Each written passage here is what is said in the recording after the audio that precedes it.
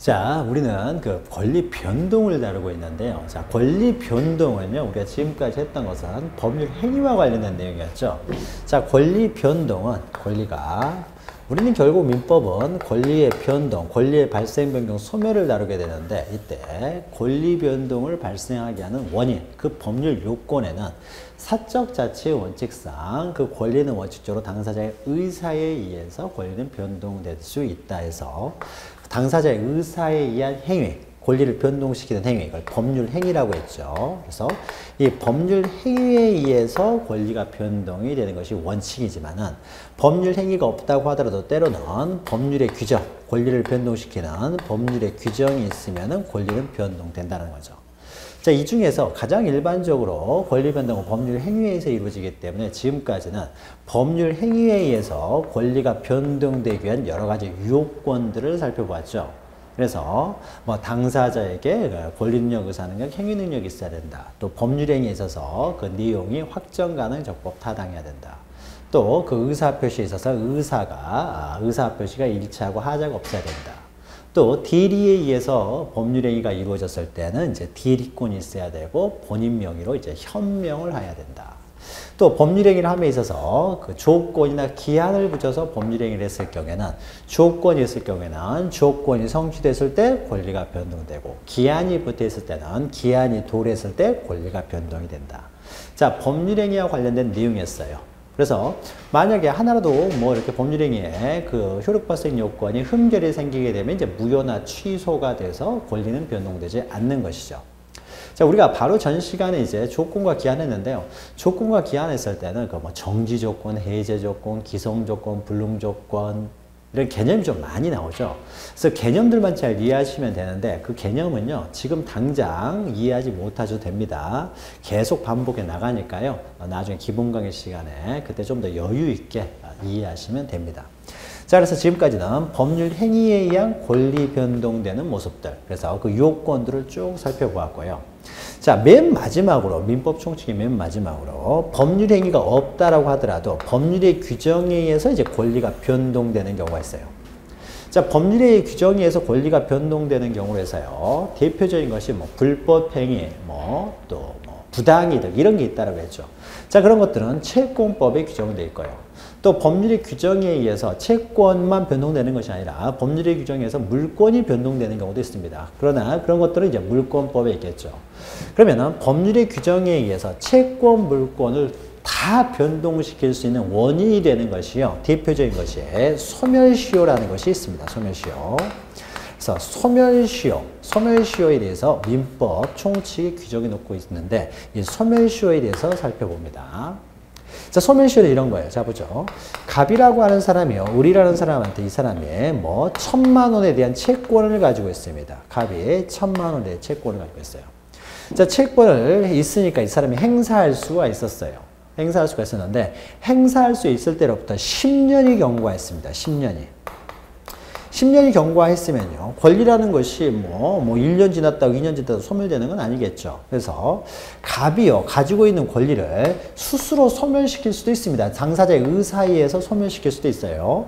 갑이 을한테요. 1,000만 원의 채권이 있음에도 불구하고 갑이 을한테 말합니다. 야, 너 안 갚아도 된다는 거죠. 갚지 말아라라고 했습니다. 자, 이것은 갑이 법률행위를 한 거죠. 면제 행위를 한 거죠.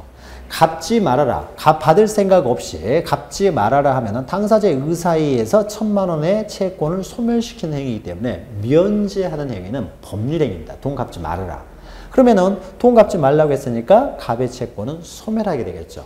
자, 면제는 법률행위가 됩니다. 법률행위. 그래서 면제를 통해서 소멸될 수도 있어요. 그런데 갑이 갚지 말라고 면제를 한 적도 없습니다. 하지 말라고 한 적도 없고 갚지 말라고 한 적도 없는데 권리를 행사할 수 있을 때로부터 10년이 경과하게 되면은요. 10년이 경과하게 되면은 시효가 완성이 돼서요. 시효가 완성이 돼서 이제는 더 이상 갑이 을한테 돈 달라고 할 수가 없습니다.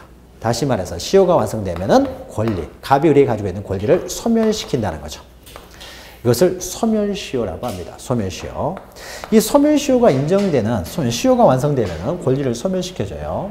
그러니까 당사자의 의사와 전혀 상관없죠. 갑의 의사와 전혀 상관없어요. 갑이 돈 안 받을 생각이 없었어요. 돈 받을 생각도 있었음에도 불구하고 갚지 말라고 한 적도 없음에도 불구하고요. 10년이라는 시간이 경과해서 시효가 완성이 되면 권리가 소멸돼 버립니다. 소멸되는 이유는요. 법에서 그렇게 규정해 놨어요. 법률의 규정. 갑의 의사와 상관없이 법률의 규정에 의해서 권리는 소멸한다라는 것이죠. 그러니까 법률의 규정에 의한 권리 소멸, 즉 권리 변동 원인이 됩니다. 소멸시효가 있는 이유는요. 권리 위에 잠자고 있는 자, 10년 동안 뭐 했냐 이거죠. 뭐 했냐. 그래서 권리 위에서, 권리 있으면 행사를 해야 되는데 권리 위에 있음에도 행사하지 않는, 즉 권리 위에서 잠자고 있는 사람은 더 이상 보호해주지 않겠다는 의미도 있고요. 또 우리 입장에서도 이런 게 있겠죠. 10년 동안, 10년 있다가 갑이 우리한테 이 1,000만 원을 달라고 하게 되면요. 우리 입장에서는요. 그 전에 갚았을 수도 있죠. 돈을 갚았을 수도 있어요. 10년 되기 전에. 갚았을 수도 있는데 10년 있다가 갑이 우리한테 또 돈을 달라고 하게 되면요. 을이 돈을 갚았을 때 영수증을 가지고 있을 텐데요. 10년이라는 세월이 흘러버리면 어떻습니까? 영수증을 분실했을 수도 있겠죠. 그래서 돈 갚았다는 것을요. 입증하기가 쉽지가 않습니다. 입증하기도. 그래서 을을 또 보호하는 의미도 있는 거죠. 돈 갚았다는 걸 입증해도 쉽지가 않기 때문에 영수증 잊어버리면 그러면 또 을이 2번 변제해야 되는 또 문제가 생기는 거죠. 따라서 상대방의 어떤 입증 곤란을 막기 위하고요. 돈을 변제했을 때 입증 곤란을 막기 위해서 또 권리에 잠자고 있는 사람을 보호해주지 않는다. 이런 의미에 있어서 소멸시효를 두고 있습니다. 이 시효라고 하는 거 이걸 소멸시효라고 하는데요. 소멸시효. 일정한 시간의 경과, 시효가 완성돼서 권리를 소멸시키는 효과를 주게 되면 이것을 소멸시효라고 합니다. 이때 이 시효라고 하는 것은 무슨 의미냐면요. 이 시는 시간이에요. 효는 효과고요. 시간의 경과에 따라서 일정한 효과를 부여하는 것을 우리는 시효라고 하는데요. 시간의 경과에 따라서 일정한 효과를 부여하는데 그 효과가 권리를 취득하게 하는 효과를 부여하게 되면 그것을 취득시효라고 하고요. 권리를 소멸시키는 효과를 부여하게 되면 그것을 소멸시효라고 합니다. 그래서 시효는 취득시효가 있고 소멸시효가 있는데 취득시효는요. 아무것도 안 하고 있는데 시간이 지났다고 해서 권리가 갑자기 생기고 하는 거 이런 것들이요. 갑자기 채권이 생기는 일은 없습니다. 시간의 경과에 따라서 없던 권리가 생기는데 채권이 갑자기 없던 권리가 생기는 일은 없고요. 그러나 예외적으로 물권 같은 경우에는요. 시간의 경과에 따라서 원래 없던 권리가 생길 수도 있어요. 그래서 취득시효는요. 물권에서만 존재하지 채권에서는 존재하지 않습니다. 그래서 취득시효는요. 물권법에 규정을 해놓고요. 근데 이 소멸시효는요. 권리를 소멸시키는 소멸시효는 채권도 소멸시효에 걸려서 소멸할 수 있지만 때로는 물권도 소멸시효에 걸려서 소멸할 수도 있어요. 따라서 소멸시효는 물권과 채권의 공통적인 내용이기 때문에 민법 총칙에서 규정하고 있습니다. 자, 그러면은 소멸시효, 그러니까 법률의 규정에 소멸되는 것이기 때문에 그 법률의 규정이 어떻게 규정되어 있는데 그 규정 요건을 갖추어야만이 소멸시효에서 권리가 소멸하니까 그 법률의 규정하고 있는 그 요건들이 어떻게 구성되어 있는지 살펴봐야 되겠죠. 자, 시효제도 해가지고요. 소멸시효, 시효제도의 존재의 의의 이렇게 있는데 이런 것들은 뭐 중요한 내용은 아니고 방금 설명했던 내용 그런 이유 때문에 소멸시효가 있다라고 보시면 되고요. 이 보시면 이렇게 소멸시효와 제척기간을 구별을 할 줄 알아야 되는데요. 이 제척기간이라고 하는 것은 형성권의 행사기간을 말합니다. 우리가 앞에서요. 취소권, 그러니까 제한능력자가 법률행위를 했을 때는 취소할 수 있는데 이런 취소권은 형성권이라고 했죠. 승낙받을 필요 없이 일방적 의사에 의해서 권리를 소멸시키기 때문에 형성권이 되는데요. 그러면은 우리의 취소권은 언제까지 행사할 수 있습니까? 우리 앞에서 좀 전에 봤죠? 저번 시간에 추인할 수 있을 때로부터 3년, 또 법률행위를 한 때로부터 10년 안에 행사하도록 했어요. 그래서 추인할 수 있을 때로부터 3년이 경과해버리면요. 더 이상 취소할 수가 없습니다. 그러니까 추인할 수 있을 때로부터 3년 안에 행사를 해야 되는데 그 3년이라는 기간, 3년의 기간이 지나버리면요. 취소권이 이제 배제가 됩니다. 제거가 돼버리는 거죠. 이런 것들을 제척기간이라고 합니다. 제척기간 3년 안에 행사를 해야지 3년 안에 행사하지 않으면은 그 권리를 더 이상 행사하지 못한다. 이런 걸 제척기간이라고 하는데요. 제척기간은 쉽게 말하면요. 그 형성권의 행사기간을 말해요. 그러니까 형성권의 행사기간이에요. 이것은 소멸시효라고 하는 것은요, 권리가 발생을 해서요, 일정한 기간이 경과하게 되면 권리가 소멸하게 되는데, 특히 예, 형성권의 행사 기간을 특히 제척 기간이라고 합니다. 제척 기간. 그래서 제척 기간과 소멸시효 기간은 약간 그 존재하는 이유가 틀려요. 제척 기간은 법률 관계를 빨리 안정을 시켜야 되겠죠. 취소할 수도 있고 추인할 수도 있는데 그 상태를 언제까지 둘 수가 없기 때문에 빨리 법률 관계 안정, 상대방과 거래 안전을 위해서 그 시간에 빨리 법률 관계를 안정시켜야 된다는 의미에서, 그러니까 공익상 필요에 의해서 준 규정이 바로 제척 규정입니다. 제척 기간이라는 거예요. 그래서 형성권의 행사 기간이 제척 기간에 해당되는 거고요. 이건 공익과 관련됩니다. 그래서 직권으로 다 조사를 해요. 그러니까 단순히 권리자만을 보호하기 위한 것이 아니라요. 그 상대방과 거래 안전을 위해서 존재하는 것이기 때문에 이 제척 기간은 공익성이 강하다. 그래서 법원에서 직권으로 조사를 합니다. 근데 소멸시효는 어떻습니까? 이 개인의 권리를 소멸시키는 제도인 거죠. 권리가 있음에도 불구하고 행사하지 않았을 때 그 개인적인 권리를 소멸시키는 제도이기 때문에 거래 안전과는 직접적인 관련이 없습니다. 그래서 개인전 이익과 관련되어 있기 때문에요. 이것은 개인이 얼마든지 포기할 수가 있어요. 포기할 수가 있고,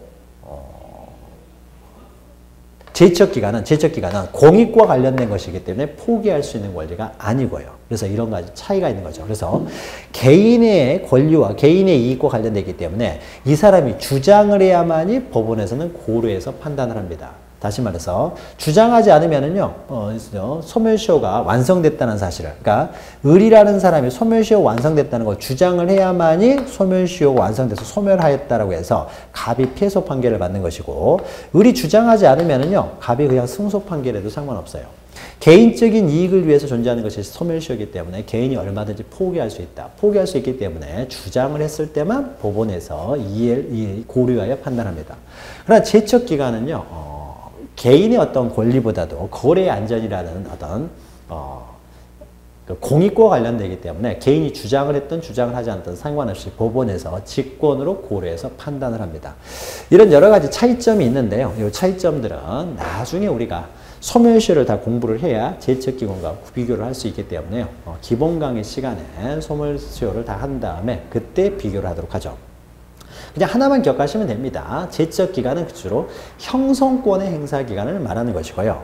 이 소멸시효는 주로 채권과 관련되는 내용이다 라는 정도만 기억하시면 됩니다. 자, 그러면요, 맨 밑에 보시면 이제 소멸시효의 요건이에요. 자, 법에 규정이 돼가지고 일정한 사항에 이제 일정한 요건을 갖추게 되면은 시효가 완성돼가지고 권리가 소멸된다라고 했는데, 법에서 규정하고 있는 소멸시효에서 권리가 소멸되게 하는 요건들이 있겠죠. 자, 그 요건들은요, 자, 보죠. 자, 갑이 을한테 1,000만 원의 채권을 가지고 있었는데, 그것이 10년이 경과하게 되면 소멸한다라고 했는데요. 먼저 그 전제로서의 몇 가지 요건이 필요합니다. 첫 번째요. 모든 권리가 행사하지 않았다고 해서 소멸시효에서 소멸되는 건 아닙니다. 그래서 소멸시효에 의해서 소멸될 수 있는 대상이어야 돼요. 대상이 되는 권리만 이제 소멸시효에 소멸합니다. 그러니까 가족법상의 권리 같은 경우에는요, 이거 진실이 중요한 것이기 때문에 소멸시효에 걸리지 않습니다. 이것도 인격적인 권리라든지 가족법상의 권리라든지 이런 것들은 시간이 경과했다고 소멸되는 것이 아니라요. 이것은 영원히 소멸되지 않는 거예요.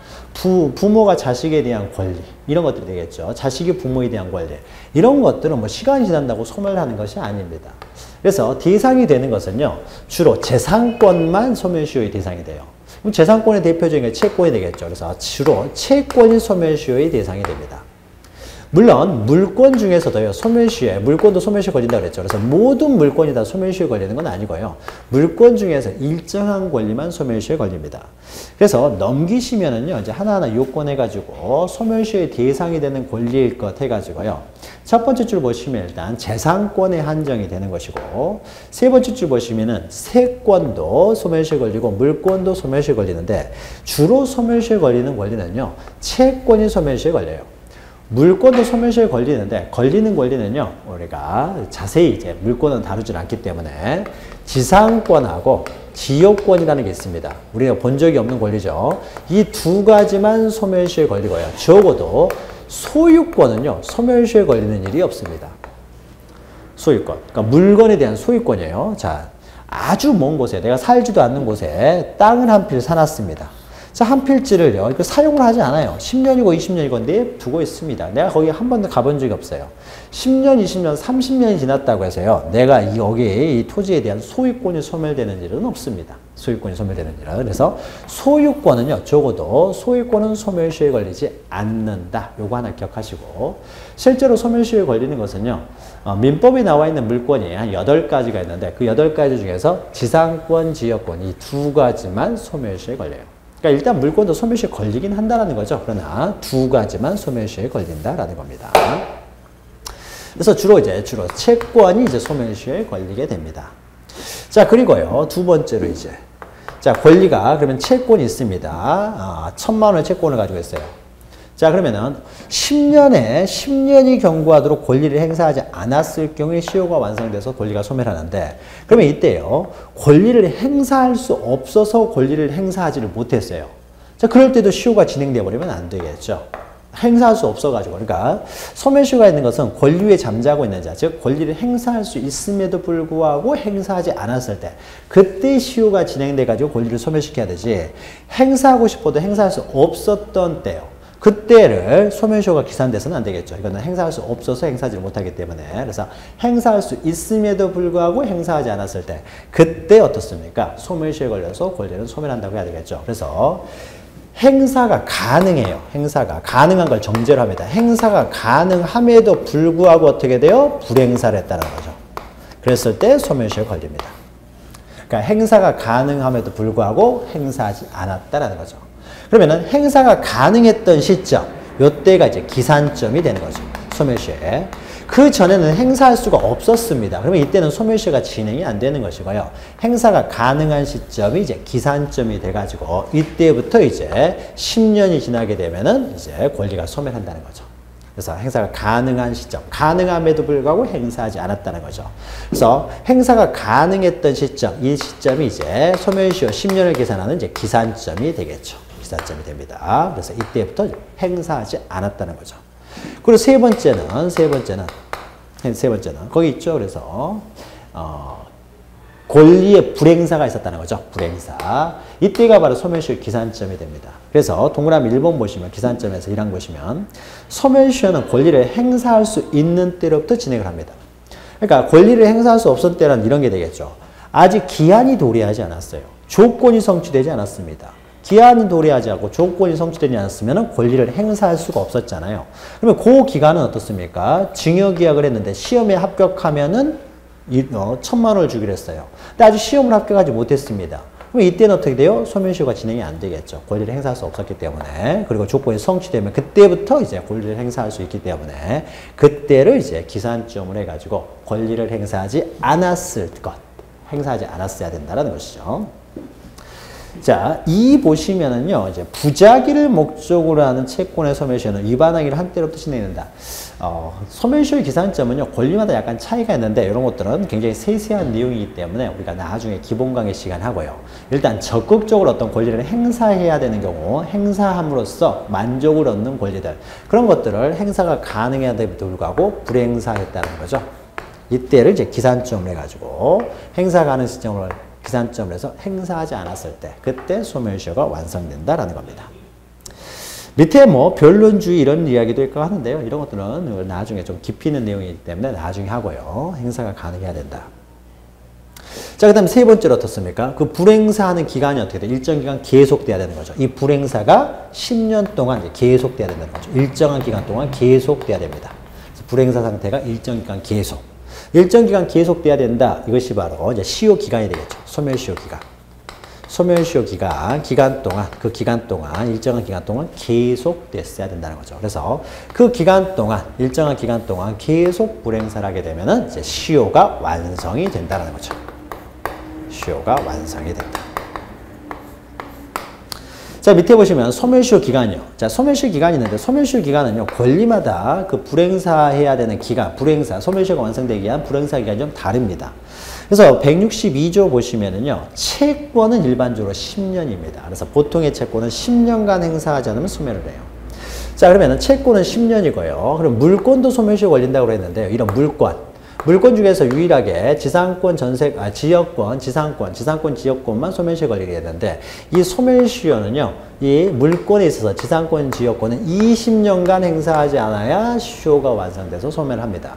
일반적인 채권은 10년이 됩니다. 일반적인 채권은. 그래서 채권은 10년이고요. 자, 2번 보시면 채권 및 소유권 이외의 지상권이에요.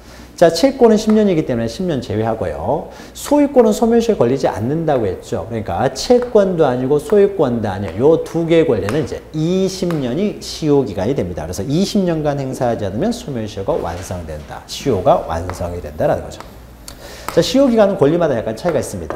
그래서 채권은 일단 10년인데요. 자, 밑에 보시면요. 양가로 1번에 채권의 소멸시효기간요. 자, 일반 채권은 10년입니다. 10년인데요. 반가로 2번 보시면 채권 중에서는요, 3년짜리가 있고요. 10년짜리가 일반적인데, 때로는 3년짜리가 있고, 또 오른쪽에 보시면 이제 1년짜리도 있죠. 3년짜리, 1년짜리도 있습니다. 자, 이런 것들을요, 지금 뭐 암기하실 필요는 없습니다. 그냥 3년짜리도 있고, 1년짜리도 있다 정도만 보시면 돼요. 이것이 암기하는 문제는 그렇게 시험에 자주 나오는 내용도 아니고요. 암기하기 싫으면 안 하셔도 되고요. 그냥 10년 요것만 잘 기억하시면 되고, 암기하기 싫으면 안 하셔도 되고요. 그런데 또 혹시나 모르니까 우리가 기본 강의 하면서 몇 가지 주의할 점들, 1년짜리 중에서 주의할 점들, 3년짜리에 대해서 주의할 점들 몇 가지만 기본 강의 시간에 설명을 해드릴 겁니다. 그래서 그 정도만 기억하시면 되니까요. 일단 지금은 3년짜리, 1년짜리가 있다 정도만 기억하십시오. 반가로 4번 보시면요. 79페이지에 판결에 의해서 확정된 채권이라는 것은요. 3년짜리라고 하더라도요. 승소 판결을 받았을 때요. 그러니까 소를 제기해가지고 승소 판결을 받은 거죠. 3년짜리인데 돈을 안 갚았어요. 그러니까 3년짜리인데 돈을 안 갚으니까 결국 소송을 제기해서 승소 판결을 받았습니다. 승소 판결을 받게 되면요. 이 3년짜리가 이제 10년짜리가 됩니다. 확실하게 판결을 통해서 확인을 받았기 때문에요. 이제는 10년의 소멸시효에 걸린다라는 거죠. 그래서 1항 보시면 판결에서 확정된 채권은 이렇게 3년짜리, 1년짜리라고 하더라도 이때부터는 판결이 확정되면은 그때부터 10년의 소멸시효에 걸린다. 좀 시효기간이 늘어나는 것이죠. 또 2 보시면 파산 절차에 의해 확정된 채권 및 재판상 화해, 조정, 기타 판결과 동일한 효력이 있는 것. 자, 그래서 조정, 재판상 화해, 파산 절차에 확정된 채권, 이것은 뭐냐면요.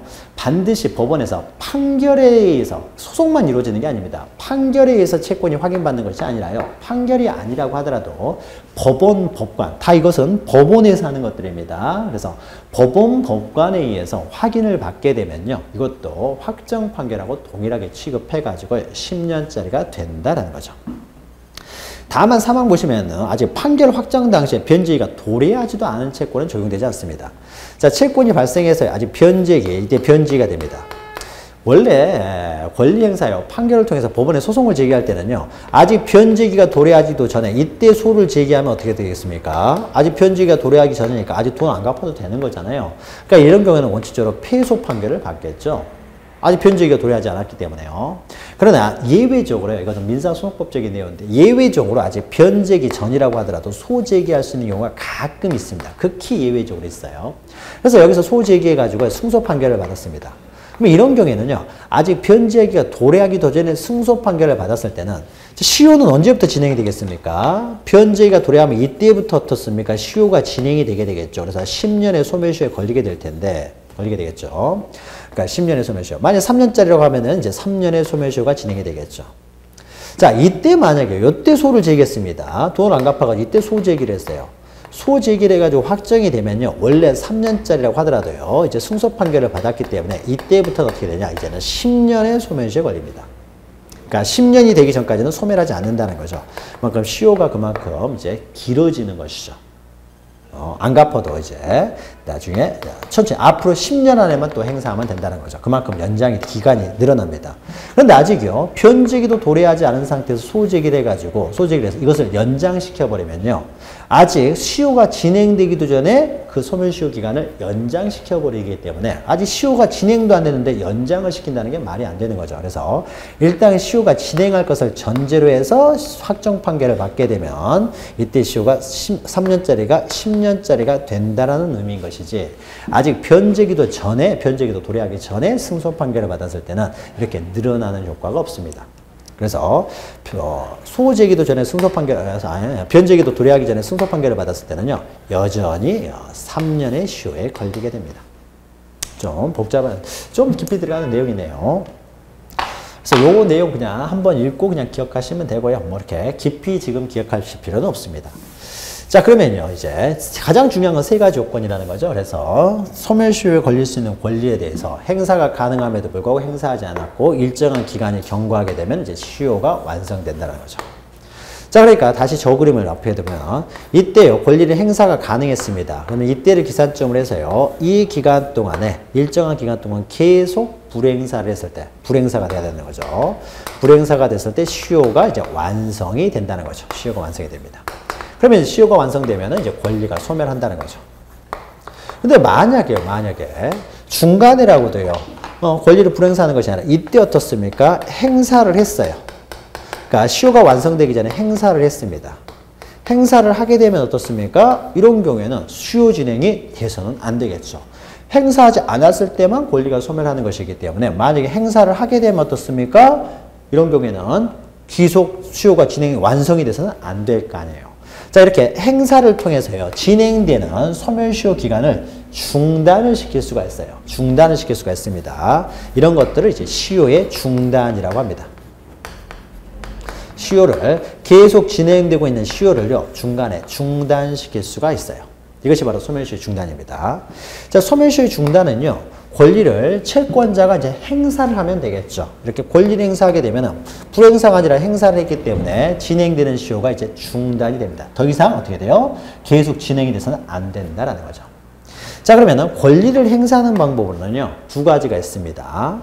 먼저요, 채권자가 갑이고요, 채무자가 을이라고 하게 되면은 갑이 어떻게 됩니까? 적극적으로 을을 상대로 소제기를 합니다. 대여금 반환 청구 소송을 제기하는 거죠. 야, 1,000만 원 내놔라 이거죠. 이렇게 소제기, 이렇게 청구를 한다는 거죠. 청구하는 방법이 있고요. 또 하나는, 자, 돈을 달라고 청구를 하게 되면요, 갑이라한테 청구를 하게 되면, 을이라는 사람이 이제 소가 진행돼가지고 이제 갑이 진짜로 채권이 있으면 승소 판결을 받겠죠. 자, 승소 판결을 받게 되면은요, 을이 그때도 돈을 안 줍니다. 그러면 승소 판결을 받게 되면은, 을이 가지고 있는 만약에 X 부동산이 있다라고 하면은요, 갑은 이 부동산을 경매해 버릴 수가 있습니다. 경매해가지고요, 자기가 받을 1,000만 원을 가져올 수가 있는 거죠. 자, 그러니까는 을의 입장에서는 돈 갚기 싫으면 어떻습니까? 갑이 소지에게서 들어와가지고 승소 판결을 받아요. 받아가지고 경매할 것 같으면 얼른 이 재산을 어떻게 돼요? 다른 사람한테 팔아먹어버릴 수가 있죠. 그러니까 경매 들어오기 전에 먼저 팔아버리면요, 경매를 할 수가 없어요. 더 이상 을이 소유자가 아니기 때문에.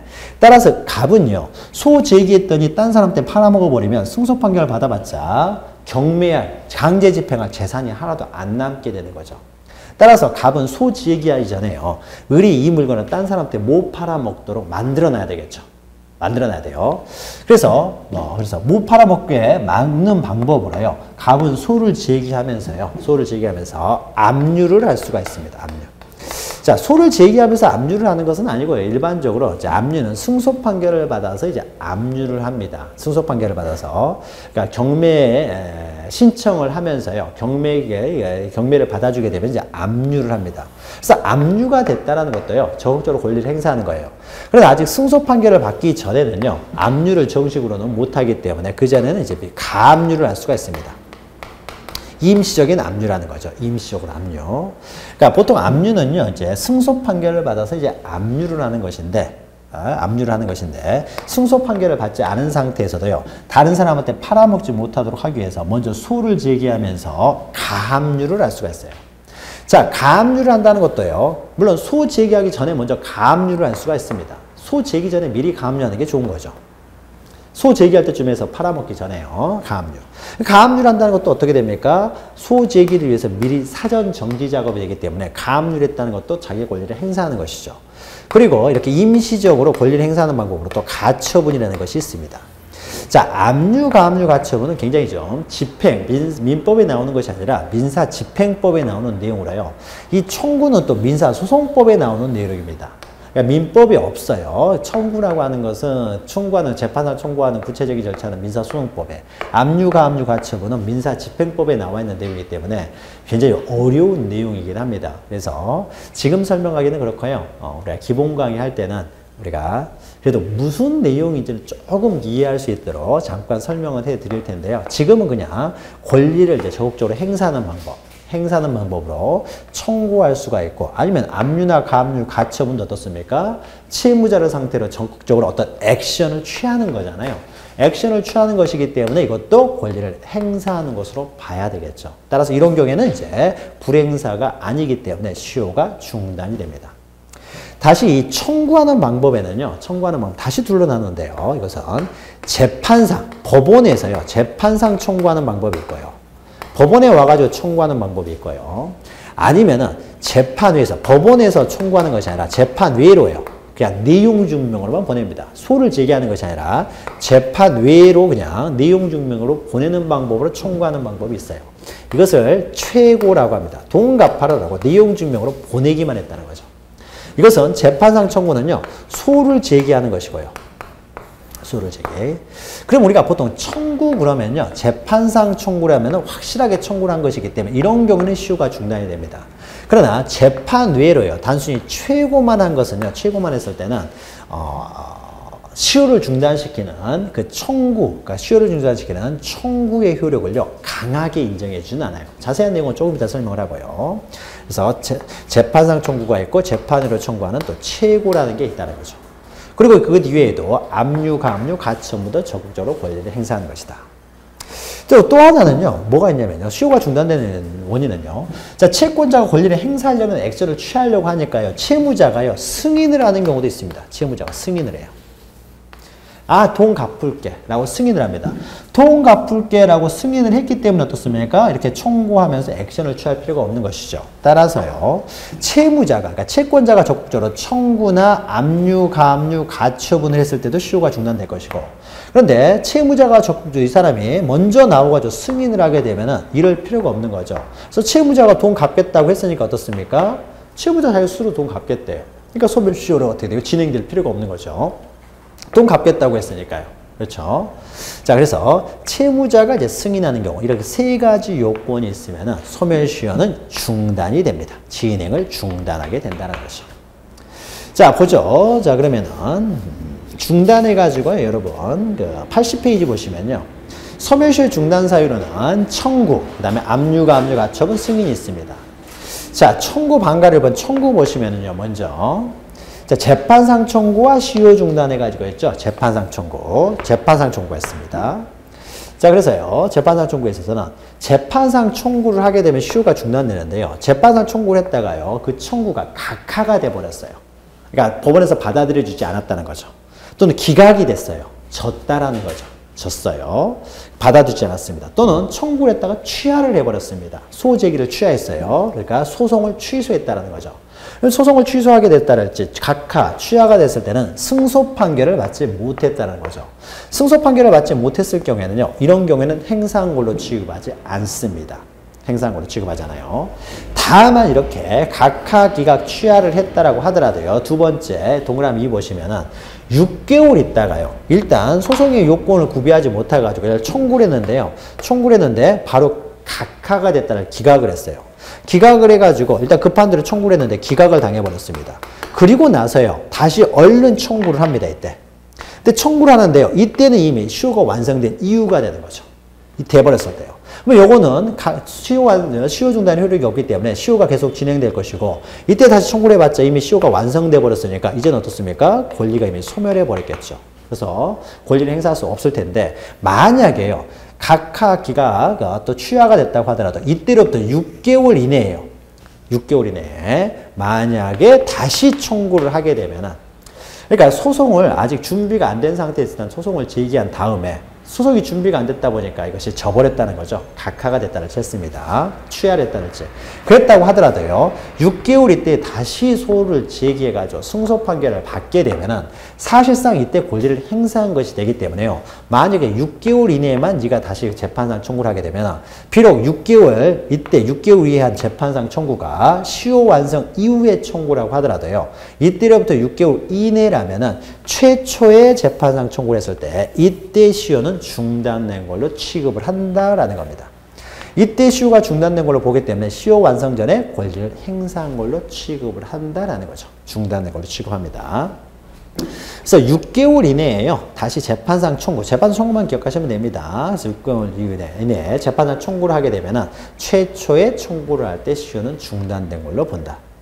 액션을 취한 거니까 이때 권리를. 이때 나중에라도 승소 판결을 받는다면은. 그리고 174조 보시면요. 최고와 시효 중단이었는데 이것도 마찬가지예요. 원래요. 시효가 완성되기 전에 이렇게 재판상 청구를 해야 되는 것이 원칙입니다. 그런데 재판상 청구를 하려고 했더니요. 내일 모레 바로 시효가 완성된다는 거예요. 그래서 이 사람 겨우 알았어요. 내일 모레 시효가 완성된다는 사실을. 그래서 부랴부랴 이제 이틀 전에 재판상 청구를 하려고 했는데 소제기가 그렇게 쉬운 건 아니죠. 소제기하려면 여러 가지 준비할 것이 많이 있습니다. 그러니까 준비할 것을 다 준비한 다음에 재판상 청구를 하려고 하면 이미 어떻게 돼요? 시효가 완성돼 버릴 수도 있는 거죠.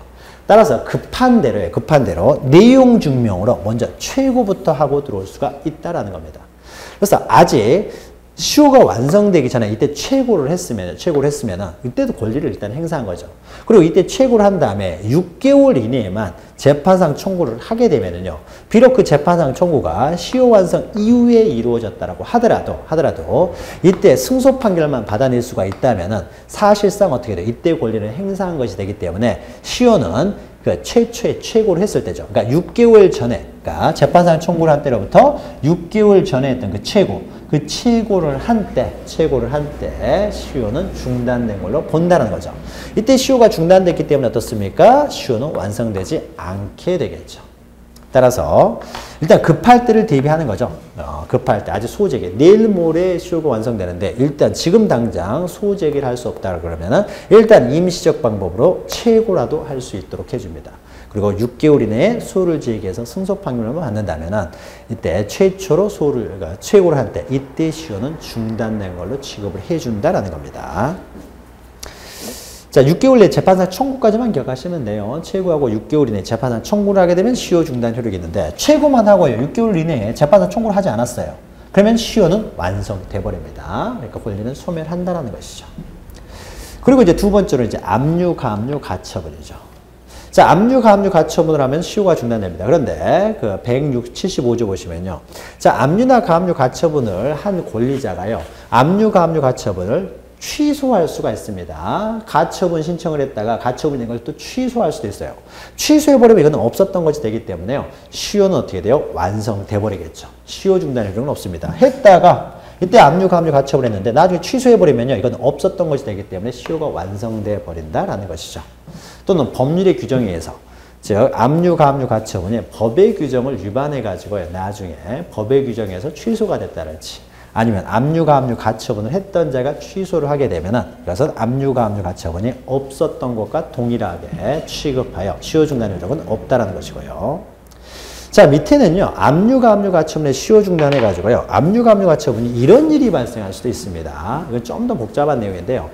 자, 갑이라고 하는 사람이요. 은행으로부터 돈을 빌립니다. 1억 원을. 자, 1억 원을 빌리는데 은행에서는 그냥은 돈을 안 빌려주고요. 이 사람은 채무자예요. 채무자인데 채권자가 이제 은행이 되겠죠. 돈을 빌려주는데 이 사람이 뭐 아무것도 가진 거 없이 그냥 돈을 빌리면 안 빌려주겠죠. 어떤 담보를 잡고 돈을 빌려주는 거죠. 근데 갑이 1억 원을 빌리는데 자기가 가지고 있는 담보가 하나도 없어요. 그래서 아버지 집, 아버지가 병인데 아버지 집을 담보로 해서 돈을 빌립니다. 1억 원을. 자, 그러면 아버지 집이 어떻게 돼요? 담보로 제공이 되는 거죠. 그러니까 이 병이라는 사람은 채무자, 돈을 빌리는 사람은 아닙니다. 다만 어떻게 돼요? 물건으로 보증을 서게 되겠죠. 그래서 만약에 채무자, 아들이 돈을 못 갚게 되면 어떻게 됩니까? 자기 재산으로 대신 갚겠다라고 하는 사람이죠. 이걸 담보로 제공한 사람이에요. 그러니까 은행에서는 갑이 못 갚게 되면 어떻습니까? 이 집에 대해서 바로 경매가 들어오는 것이죠. 그랬을 때 이렇게 물건으로 보증을 선 사람들요. 물건으로 보증을 선 사람들. 이런 사람들을 물상보증인이라고 합니다. 그러니까 자식이 사업자금을 은행에서 돈을 빌리는데 아버지 집을 담보를 빌렸을 때 돈을 빌린 사람은 아들입니다. 아들이 돈을 빌렸지만 그때 담보를 제공한 사람, 아버지를 물상보증이라고 해요. 자, 이런 물상보증인은요. 돈을 빌린 사람은 아니기 때문에 채무자는 아닙니다. 채무자는 아닌데요. 자, 그럼 이때요. 이 을이라는 사람은요. 갑이 제때 돈을 안 갚게 되면요. 무엇을 잡느냐? 이 물건을 어떻게 됩니까? 압류를 하게 되는 거죠. 압류. 이 물건. 물상 보증인의 재산을 압류할 수도 있고요. 자, 물상 보증인 물건은 굳이 압류할 필요도 없겠네요. 이게 저당권이 설정되어 있으니까. 단순히 보증인이라고 해보죠. 보증인도 마찬가지입니다. 아버지가 보증을 섰어요. 아니면 친구가 보증을 섰어요. 자, 친구가 보증을 섰는데요. 채무자가 돈을 안 받게 되면 어떻습니까? 채권자는요, 이 보증인의 재산을 어떻게 돼요? 바로 압류해서 들어옵니다. 가압류할 수도 있는 거죠. 가압류를 할 수도 있고요. 보증인의 재산을 또는 압류해서 들어올 수가 있는 거죠. 압류나 가압류 들어옵니다. 자, 그러면 이거는 어떻습니까? 압류나 가압류는요, 자신의 권리를 행사한 것이 되겠죠. 이 돈을 1억 원을 받겠다는 것이죠. 그래서 보증인의 재산을 압류, 가압류해서 들어옵니다. 그러면 이때 압류, 가압류도 권리를 행사하는 것이긴 하지만요. 그 권리를 누구한테 행사했습니까?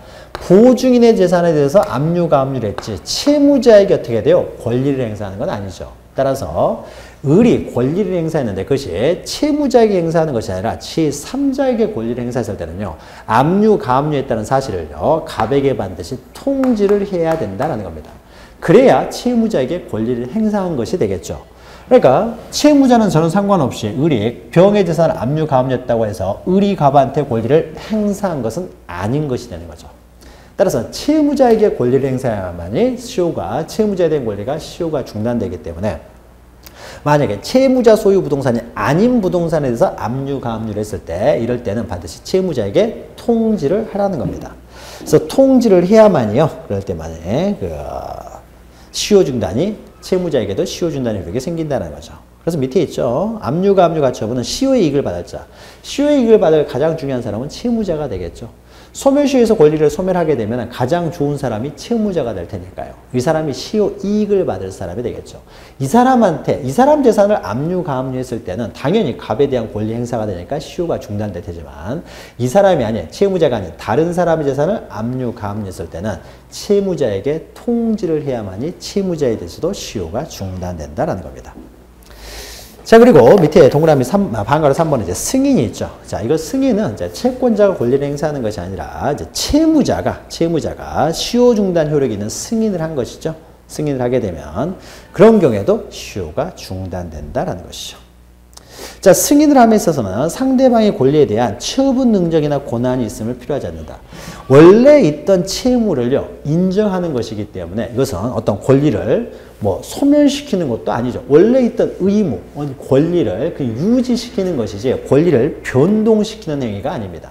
처분 행위가 아니라는 것이죠. 그래서 처분 권한 능력은 필요 없습니다. 그래서 일단 승인을 하게 되면은 이것도 시효가 중단되는데 승인할 때는 처분 능력이나 권한을 필요로 하지 않는다. 그냥 요것만 그냥 기억하십시오. 승인이 있다. 시효 중단 사유로서. 자, 양가로 3번은요. 시효가 중단되면 효과는 어떻게 되냐면요. 자, 이때 권리를 행사했습니다. 재판상 청구를 했어요. 그러면 이때 어떻게 돼요? 시효가 중단되는 거죠. 더 이상 진행을 하지 않습니다. 그럼 더 이상 진행을 하지 않으면요. 언제까지? 영원히 시효는 진행되지 않느냐? 그렇지는 않습니다. 한 번 승소 판결을 받았다고 하더라도요. 아직 돈 받기 전이면요. 그러면은 100년, 만년 동안 이제는 시효로 소멸되지 않기 때문에 한 번 승소 판결만 받으면은 100년이고 200년이고 권리를 행사하지 않아도 권리는 소멸되지 않는 것은 아니고요. 자, 여기서까지 한 8년이라는 세월이 흘렀을 때요. 2년만 지나면 시효가 완성이 될 텐데 이 사람이 2년 전에 권리를 행사하게 되면은 원래 이때 시효가 완성됐어야 되는데 이 완성되지 않고요. 이때로부터요. 다시 10년의 소멸시효에 걸린다라는 겁니다. 그래서 한 번 시효가 중단됐다고 해서 영원히 소멸시효에 걸리지 않는 것이 아니고요. 이때 소멸시효가 중단이 되면은요, 진행을 이제 없었던 것을 하고요. 그러니까 진행을 하지 않고요. 그러니까 여기서 나머지 기간이 진행되는 것이 아니고 또 앞에서 했던 이런 것들이 나머지 기간이 진행되는 것이 아니라 이때 어떻게 돼요? 이때부터 다시 10년의 소멸시효에 걸리게 됩니다. 그러니까 권리를 행사했다고 하더라도요. 그러면 시효가 중단됐으면 언제까지 권리를 행사하지 않아도 되는 것이 아니라 앞으로 그때로부터 어떻습니까? 10년 안에는 또 다시 권리를 행사해야 된다라는 것이죠. 그래서 방가를 1번 보시면 자, 시효 중단의 효력 보시면요. 중단 후에 이제 새롭게 다시 시효가 이제 10년이 진행이 된다는 겁니다. 그래서 동그라미 1번 보시면 시효가 중단된 때는 중단까지의 경과한 시효 기간은 산입하지 않고요. 그러니까 산입하지 않고 다시 새롭게 중단 사유가 종료한 때로부터 새롭게 진행을 합니다. 자, 그러면 중단 사유가 종료한 때라는 것은요, 재판상 청구를 했을 때는요, 재판이 확정됐을 때가 되겠죠. 그래서 2번 보시면 재판상 청구로 인하여 시효가 중단됐을 때는 그 재판이 확정됐을 때요. 즉 소를 제기하고요. 승소 판결을 받아서 확정이 되면은 이제 그때로부터 소 제기하고 승소 판결을 받기 전까지는 어떻게 돼요? 시간적 간격이 있게 되겠죠. 그러면은 확정이 되면은 이때로부터 이제 다시 10년이 진행이 되는 거죠. 자, 압류, 가압류, 가처분이 됐을 때는요. 그 절차가 이제 이렇게 종료가 된 때로부터 이제 10년의 수요가 다시 진행이 되는 거고.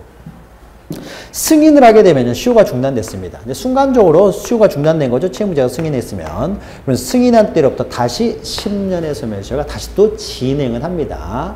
영원히 시효가 진행되지 않는 것은 아니고요. 그래서 다시 10년의 시효가 진행이 된다는 거죠. 자, 반가로 2번은 좀 복잡한 내용인데요. 시효 중단 효력에 미치는 인적 범위에 가지고 시효 중단은요. 시효 중단의 대표적인 것은 이제 재판상 청구가 되는데요. 재판상 청구. 이게 가장 일반적인 시효 중단인데 재판상 청구를 했을 경우에는 이제 채권자가 원고가 돼 가지고 채무자를 피고로 해서 재판상 청구를 하게 되겠죠. 그러면은 시효 중단의 효력에 미치는 사람은요. 이 당사자 재판에 참여했던 원고나 피고 이 사람들에 대해서만 시효 중단 효력이 미칩니다.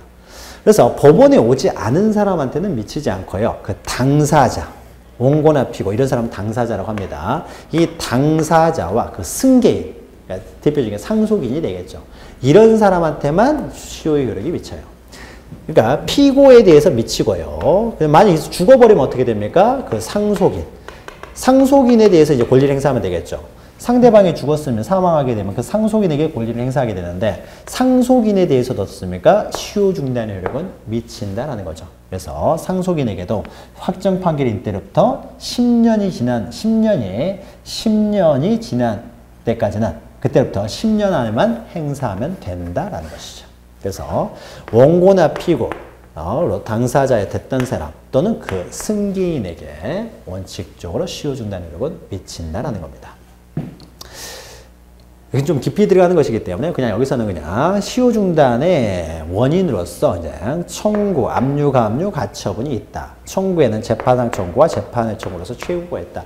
이 정도만 잘 기억하셔도 됩니다. 자, 그 다음에요. 81페이지 보시면은 이제 소멸시효의 정지가 있죠. 정지.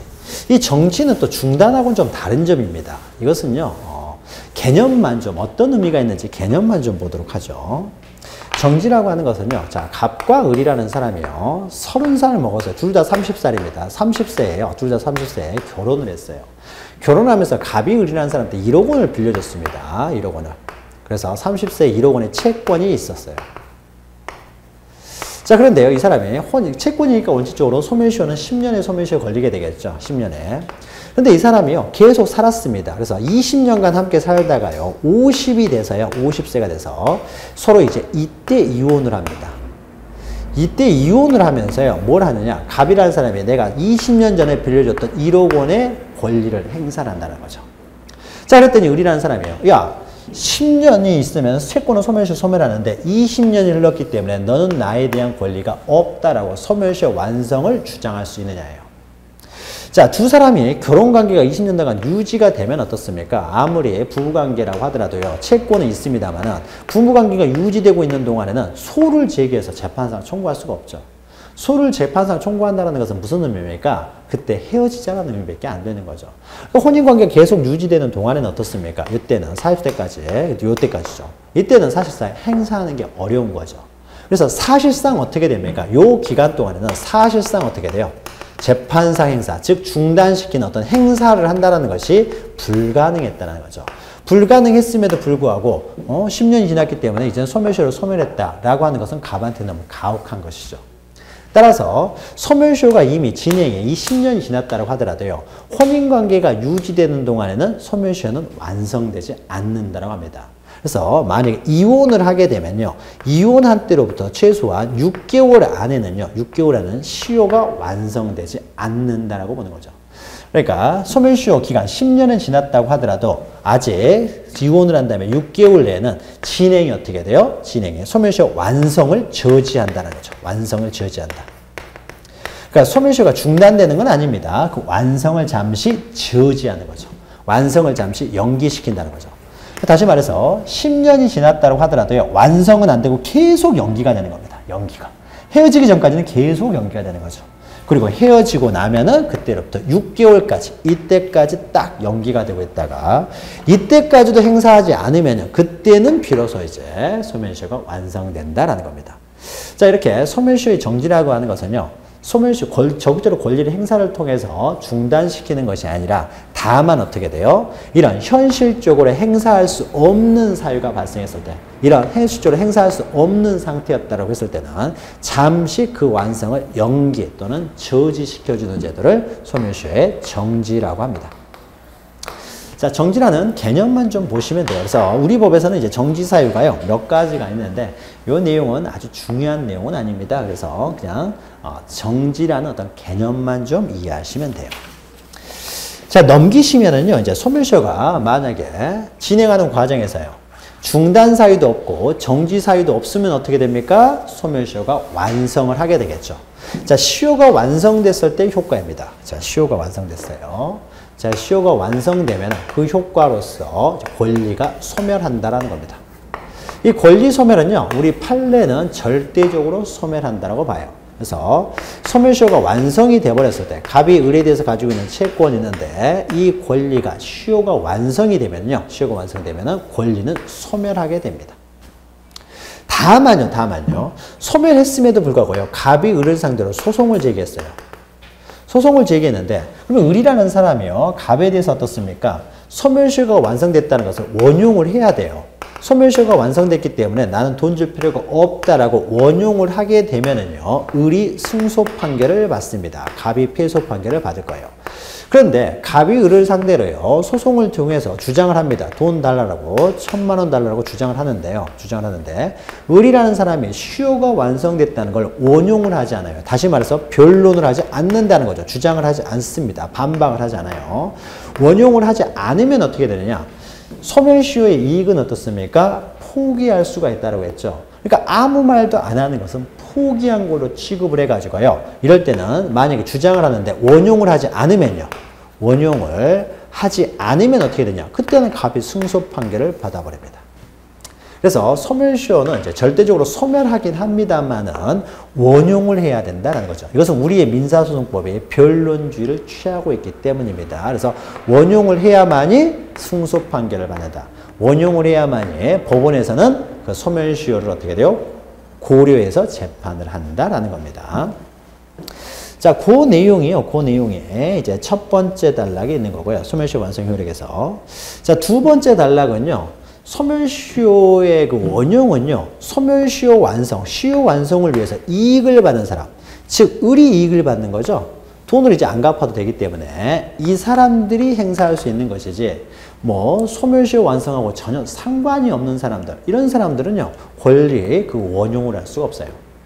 그러니까 모든 소송이 그렇습니다. 소송은요, 자기와 직접 그 권리관계에 영향을 받는 사람들만, 시효 소멸에 의해서 직접적인 영향을 받는 사람들만 이렇게 권리로서 주장을 할 수가 있는 것이지, 원용을 할 수가 있는 것이지, 아무 상관이 없는 사람들은 원용할 수 없다. 이런 이제 변론주의 때문에 그렇습니다. 그래서 직접 이익을 받는 자만이 원용할 수가 있고요.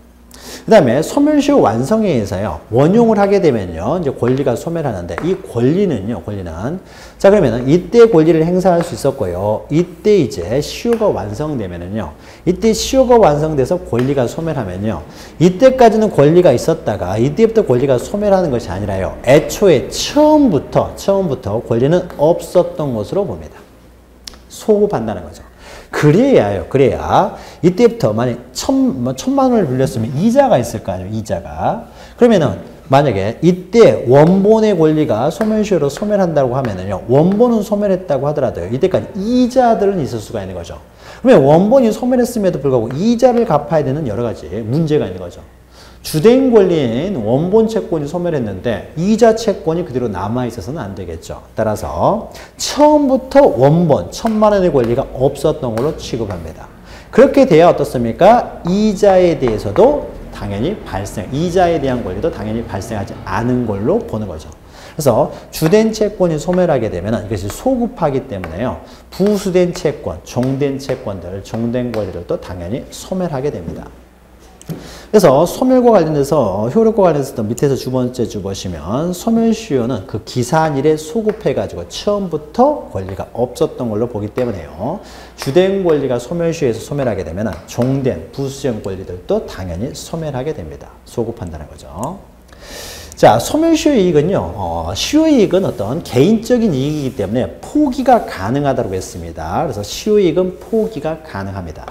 다만요, 시효이익의 포기와 관련돼서 양가로 입어보시면 시효가 완성되기 전에요. 이때 완성이 됩니다.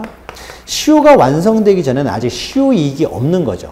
시효가 완성이 돼야 어떻게 됩니까? 시효 완성을 통해서 이제 권리가 소멸했기 때문에 채무자는 이제 이익을 얻게 되는 거죠. 돈 안 갚아도 되는 이것이 바로 소멸시효에 따른 시효이익을 취득하게 되는 거죠. 채무자는 소멸시효에 의해서 그 이익을 취득하게 되는 거죠. 자, 이런 이익은요, 시효가 완성돼야 생기는 이익이 되는 거죠. 그래서 완성된 이후에는요, 이것을 포기할 수가 있습니다. 이때는 포기가 가능하겠죠. 이익이 있으니까 포기의 대상이 있습니다. 그런데 아직 이때요, 완성되기 전입니다. 완성되기 전에는요, 포기할 이익이 존재하지 않는 거죠. 완성이 되어야 포기할 이익이 발생하는데 아직 시효가 완성되지 않았으니까 시효이익이 발생하지 않은 것이죠. 따라서 이때는 시효이익을 포기한다는 개념이 존재할 수가 없게 되겠죠. 따라서 시효의 이익은요, 미리 포기한다는 개념은 존재하지 않습니다. 그리고 이제 완성된 이후에만 이제 포기할 수가 있는 것이죠. 자, 그래서 184조 보시면은요, 1 보시면은 시효의 이익은 미리 포기하지는 못합니다. 포기할 수가 없어요. 자, 이런 것과 비슷하게요, 또 2항 보시면요, 소멸시효는 법률행위에 의해서, 즉 당사자의 약정에 의해서요, 이를 배제, 연장, 가중할 수는 없어요. 원래 소멸시효가 이제 10년입니다. 시효기간이. 그런데 원래 10년인데 갑과 을이라는 사람이 계약을 하면서요, 내가 너한테 빌려주는 1억 원의 이 채권의 소멸시효는 20년으로 하자라고 해서 어떻습니까? 그 시효기간을 가중을 시키는 거죠. 20년으로. 연장. 또는 내가 너한테 빌려주는 이 1억 원의 채권은 소멸시효가 적용되지 않는다라고 당사자가 약정을 했어요.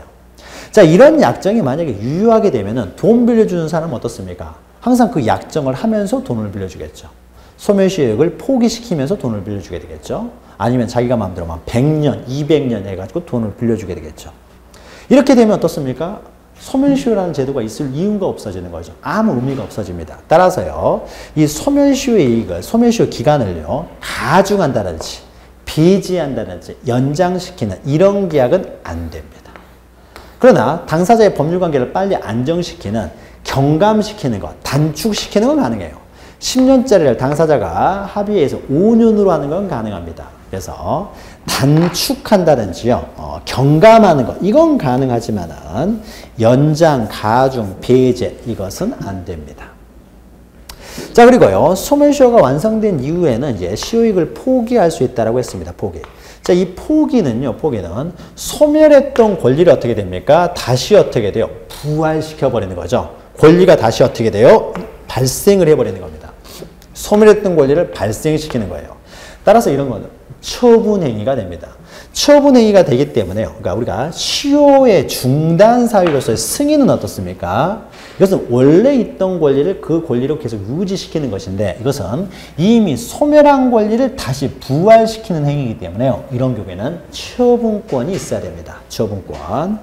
그래서 시효 완성 이후에는 포기할 수 있는데요. 포기할 수 있는데 이것은 처분행위이므로 처분권이 있어야 된다라는 것이죠. 자, 소멸시효가 이제 일단 어떻게 돼요? 포기를 했으면 어떻게 됩니까? 이때는 이제 권리가 어떻게 돼요? 계속 부활을 했기 때문에 채무자가 소멸시효 이익을, 완성이익을 포기했기 때문에 다시 소멸시효 완성을 주장하지는 못해요. 다만 포기를 했으면요. 포기를 했으면 언제까지 주장하지 못하는 것이 아니라 포기를 했기 때문에 이제 권리를 행사할 수가 있게 되는 거죠. 그럼 언제까지 또 권리를 행사할 수 있는 것은 아니고요. 이때로부터 어떻게 됩니까? 10년 안에 이제 행사를 해야 되는 거죠. 그래서 10년 안에 이제 권리를 다시 행사하면 됩니다. 자, 여기까지만 하도록 하죠. 더 뭐 자세한 내용이 있습니다만. 그래서, 자, 소멸시효와 관련돼서, 전체적으로 보시면은 소멸시효는 이제 일정한 요건이 필요하고요. 자, 이런 요건이 갖추게 되면 이제 시효가 완성돼서 권리가 소멸하는데, 가장 중요한 것은 이제 불행사가 되겠죠. 그런데 중간에 권리를 행사했다든지 하게 되면 시효가 중단돼서 시효가 이제 진행을 하지 않고 새롭게 시효가 다시 진행한다는 것이죠. 그러나 중단하는 권리를 행사하지 않았다고 하더라도 권리를 행사할 수 있는 사실상 장애 사유가 있을 때는 이제 시효를 잠시 이제 연기시켜주는 정지 제도가 있고요. 중단 사유나 정지 사유가 없이 시효가 이제 완성이 됐을 때는 이제 권리가 소멸되는 효과를 준다. 다만 그 권리 소멸의 효과도요, 그 권리 이익을 받는 사람이 이제 포기할 수가 있다. 물론 미리 포기는 안 되고 완성 후에는 이렇게 포기할 수도 있다. 포기하게 되면 이제 권리를 또 행사할 수가 있게 된다는 거죠. 자, 우리가 좀 빠르게 민법 총칙에 관한 이제 일반적인 내용을 이제 다뤘습니다. 자, 좀 빠르게 진행을 하면서 양이 좀 많기 때문에 이제 빠르게 진행을 했습니다만, 그래도 임무 기본 강의를 다시 들어가기 전에요. 그래도 개념들에 대해서는 그래도 좀 우리가 익숙해야 돼야 되겠다라고 해서 너무 이렇게 그 부분에서 일부만 여유 있게 하게 되면은 전체적인 내용을 모르고요. 어차피 기본 강의 들어가면 어차피 힘들기 때문에 좀 빠르게 진행을 합니다만은 그래서 총칙에서 다룰 만한 주요 내용들을 많이 다뤘으니까요. 혹시 한 번 듣고 이해가 안 되시면요. 총칙의 내용을 다시 한번 여러분 입문 강의를 반복해서 한 번 더 들어도 되고요. 그리고 이 내용을 바탕으로 해서요. 이제 기본 강의 시간에는 지금 했던 내용에서 조금 더 이제 깊이 들어갑니다. 그래서 입문 강의 시간에 했던 내용을요. 어차피 기본 강의 시간에서 다시 반복을 하니까요.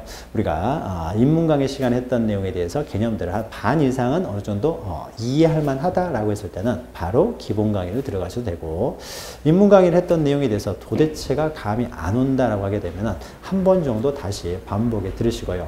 그리고 기본 강의에 들어가게 되면은 지금보다는 좀 천천히 하면서요. 좀 깊이 있게 다루기 때문에 오히려 기본 강의를 이해하는 것이 더 쉬울 수도 있으니까 기본 강의를 뭐 입문 강의가 부족하다고 하면 한 번 더 듣고, 그러나 듣기가 쉽지가 않다 싶으면 바로 기본 강의도 들어가셔도 되리라고 봅니다. 자, 그러면 입문 강의 이렇게 모두 마치고요. 저는 기본 강의 시간에 다시 찾아뵙겠습니다. 수고하셨습니다.